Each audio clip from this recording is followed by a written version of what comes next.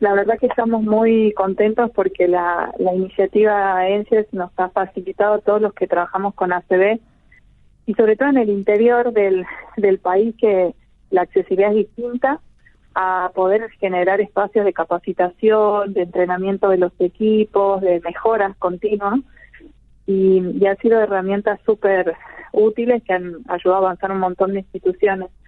Y dentro de ellos está este espacio que estamos viajando pocas horitas para estar esta mañana, en donde nos invitaron a conversar sobre telemedicina como una herramienta más para abordar el trabajo de la ACB. Y la verdad que es súper interesante porque la telemedicina, como ustedes saben, desde la pandemia ha crecido un montón su utilización y aplicación, facilitando un montón de acceso a pacientes en terapias, en tratamientos, en acercar a los profesionales a los domicilios. Pero la verdad que en el ACB ha sido distinto porque esta explotación exponencial del abordaje del ACB ya se venía trabajando años previos, incluso antes de la pandemia. Mira, para que tengas una idea, Gastón, en el año 1995 se aprueba la droga para reperfundir el ACV, que es destapar las arterias dentro de las primeras horas después de producir el ACV. Sí. Y ese tratamiento se aprueba en el 95, se conoce su efectividad, y 4 años después, en el 99, ya salen los primeros artículos en los que sugieren la aplicación de la telemedicina, la llaman telestroke en inglés, teleACV. ¿Y por qué es tan importante la telemedicina en esta enfermedad? Porque fundamentalmente ofrece equidad. Y sabemos que la equidad tiene que ver con esto de no ofrecer a todos lo mismo, sino ofrecer a todos lo que necesitan. Tal cual. Hay pacientes que viven muy lejos de los grandes centros de salud, donde quizás contamos con más especialistas o con más tecnología. Y entonces esos pacientes se ven de alguna manera discriminados de los mejores tratamientos. Y la telemedicina, el teleACV, lo que viene a traer es equidad, porque un paciente que está en La Quiaca, que está lejos de quizás un centro de referencia, como ustedes tienen por ahí hoy el San Roque, quizás si se acerca a una localidad más cercana donde hay una tomografía y hay un médico que se puede conectar desde La Quiaca con los médicos especialistas en ACV en las ciudades capitales, puede recibir los mismos tratamientos que un paciente que está a la vuelta del hospital. Y entonces eso es lo fantástico que yo veo en la telemedicina, en el teleACV. Sí, y además porque particularmente cuando uno habla de ACV, ustedes todos, los profesionales con los que hemos charlado, siempre destacan la importancia de la consulta rápida, porque el tiempo es un factor importantísimo en el futuro de ese paciente. O sea que, por lo tanto, pensar en un traslado por tierra o por aire, no importa, pero lo que implica tiempo y tener que esperar y no intervenir sobre este paciente, bueno, significa en muchos casos hasta jugar con o poner en juego, mejor dicho, la vida de esa persona. Absolutamente, como vos lo decís, el tiempo es cerebro. Entonces, si un paciente está lejos y por más que hagamos todos los esfuerzos de trasladarlo, no hay manera que llegue antes de estas 3 horas preciadas en las que tenemos oportunidad de hacer los primeros tratamientos. Hay tratamientos que pueden hacerse incluso hasta 6 horas o hasta más, inclusive con nueva evidencia. Pero la realidad es que hay lugares tan distantes en los que no hay manera de llegar a tiempo, y esta herramienta de la telemedicina va a franquear esta barrera de traslados, ¿no? Incluso por la geografía. Nosotros acá en Salta tenemos, por decirte un ejemplo, en Cafayate una localidad muy linda, muy turística, en la que visitan muchos habitantes, sí, incluso internacionales. Y ¿qué nos sucede? No está tan lejos, está 190 kilómetros, pero ¿qué pasa? Hay un camino de cornisa y sinuoso, entonces no hay manera que en 3 horas, casi en 3 horas, los pacientes lleguen. Y entonces ahí es uno de los lugares estratégicos donde se podría aplicar esta estrategia. Sí, pero igualmente la telemedicina sabemos que implica una inversión en infraestructura, sobre todo en infraestructura tecnológica. En ese sentido, ¿cómo nos encontramos, doctora? Sobre todo pensando que, bueno, conectar Cafayate, San Antonio de los Cobres o La Quiaca con un centro urbano, bueno, va a requerir de esto. Bueno, la verdad es que hemos tenido bastantes avances que nos ponen sobre otro escenario a lo que era años atrás. La conectividad es mejor, no es la óptima. Lo que necesitamos es tener la posibilidad de hacer una videollamada por una plataforma segura, ¿Y a qué me refiero con una plataforma segura? Ustedes saben que los datos en plataformas abiertas y gratuitas como WhatsApp o Meet pueden ser, no son libres de que tengan acceso a información muy sensible de la que no debería divulgarse o tener filtraciones. Es decir, nosotros, los profesionales de salud, tenemos que ser súper cuidadosos con la información de nuestro paciente y tiene que estar en un formato de cuidado de los datos de información.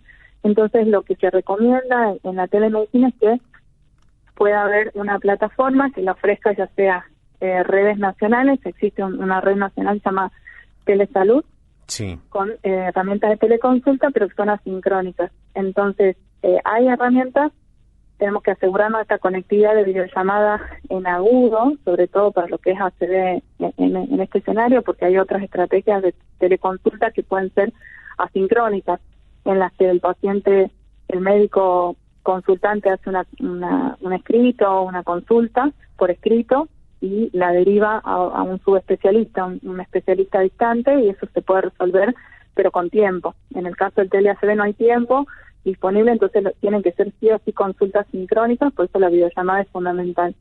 Y otra herramienta importante en la tecnología que necesitamos es la posibilidad de que las tomografías que se hagan en los pacientes en localidades distantes puedan ser transmitidas en vivo al especialista por alguna otra plataforma. Muchas veces no es la misma, entonces tenemos que hacer dos conexiones. Una para poder ver al paciente, a ver nuestro colega que lo está asistiendo, y otra plataforma para ver, ya sea la historia clínica, digital en muchos casos, y la tomografía en otra plataforma. Claro, sí, es fundamental, pero bueno, creo que uno de los efectos de la pandemia dentro de lo positivo ha sido que todo esto se tuvo que mejorar para poder brindar soporte en los momentos más críticos, y bueno, hoy nos quedamos con esa inversión que se hizo y que se tuvo que acelerar todos los procesos. Pero ¿qué pasó, doctora, con los procesos respecto a los debates éticos, bioéticos que siempre ha generado este campo? Porque bueno, es decir, el especialista no está en el lugar, no lo puede tocar al paciente, no puede tal vez hacer la misma práctica que lo haría si lo tuviese enfrente. Entonces, bueno, eso siempre ha generado algún tipo de debates y demás. Hoy eso ya se ha podido, digamos, articular y encuadrar dentro incluso del marco jurídico y legal que tienen o que tiene la República Argentina. Mira, es muy, muy interesante lo que contás, porque es una de las barreras más importantes que nosotros hemos tenido para poder aplicarlo. Los miedos que por ahí tienen colegas que no están especializados en estas enfermedades a abordarlas, a hacer tratamientos en esos casos. Y la realidad es que hay varios pilares en los que nos fundamentamos para poder acceder a esto y que sea una práctica segura y efectiva. Y una de ellas consiste en que tiene que existir el consentimiento informado, escrito del paciente. No solamente como sabemos que el consentimiento informado es una herramienta, un escrito en el que el médico lo aplica el médico, es un proceso en que se le explica al paciente para cualquier práctica que se le vaya a realizar, se le explica cuáles son los riesgos, cuáles son los beneficios, y si él acepta que esa práctica se le haga, entonces consiente el consentimiento y lo firma. Eso es una obligación, y una obligación de los profesionales y un derecho del paciente, por ejemplo, para internarse o para someterse a una cirugía. En este caso de la trombolisis, vos sabés que el consentimiento informado, como vos bien decías, el tiempo es oro, entonces no podemos invertir ese tiempo en firmarlo al consentimiento, pero sí se le explica al paciente todo esto que te digo, y en un segundo tiempo, cuando el consciente dice que sí quiere que se lo trate, bueno, se hace el tratamiento y después se puede o no firmar.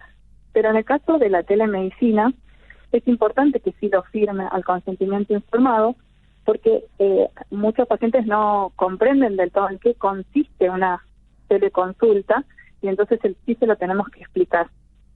Eso le da seguridad al paciente, le da también un marco, un contexto de seguridad al colega que está haciendo la trombolisis y obviamente al especialista, porque lo que se le explica es que la decisión es conjunta, ¿sí? Yo no estoy tocando, como decías, no estoy viendo a mi paciente en vivo y en directo, pero tengo un colega que yo previamente trabajé articuladamente y tuve entrenamientos conjuntos, que ese es un punto, el otro de los pilares importantes, y entonces conjuntamente tomamos una decisión de tratar al paciente o no, cuando no está indicado.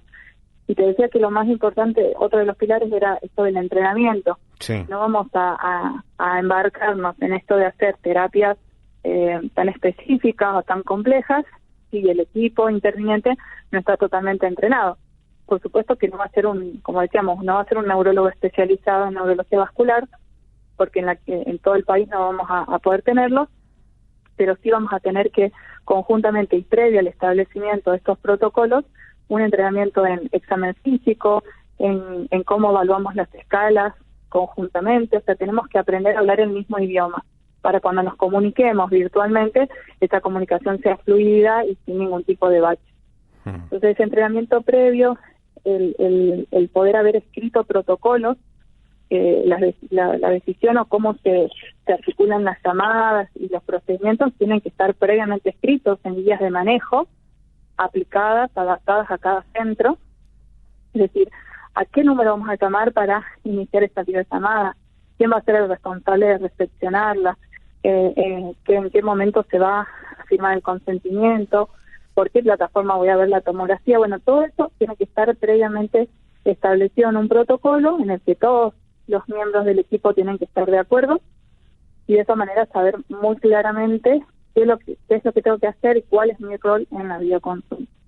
Bien, o sea que son prácticas que hoy ya están todas reguladas con guías y por supuesto en el aspecto legal, porque como usted bien dio el ejemplo, no puede utilizar cualquier plataforma para transmitir datos que son privados, que son datos personalísimos y que están resguardados hasta por la propia Constitución. O sea que acá estamos hablando de una práctica médica, pero que al fin y al cabo puede tener efectos que trascienden la cuestión netamente clínica.